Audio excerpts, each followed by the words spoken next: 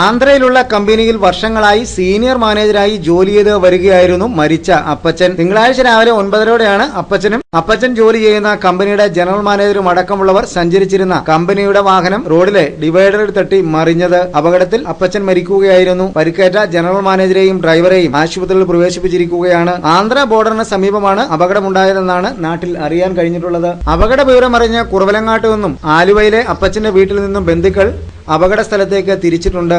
Postmortem ചെയ്ത മൃതദേഹം ചൊവ്വാഴ്ച ആലുവ UC കോളേജിന് സമീപമുള്ള അഞ്ജലി ഹൌസിൽ എത്തിക്കാനാണ് ഇപ്പോൾ നടപടിക്രമങ്ങൾ പുരോഗമിക്കുന്നത്. തുടർന്ന് കുറവലങ്ങാട്ട് എത്തിച്ച മൃതദേഹം സംസ്കരിക്കും. സംസ്കാര തീയതി സംബന്ധിച്ച അന്തിമ തീരുമാനത്തിൽ എത്തിയിട്ടില്ലെന്ന് സഹോദരനും വ്യാപാരി വ്യവസായി ഏകോപന സമിതി സംസ്ഥാന കമ്മിറ്റി അംഗവുമായ KJ സെബാസ്റ്റ്യൻ കണ്ണംകുളം പറഞ്ഞു. വർഷങ്ങളായി ആന്ധ്രയിലുള്ള കമ്പനിയിൽ ജോലി ചെയ്ത് വരികയായിരുന്നു മരിച്ച അപ്പച്ചൻ.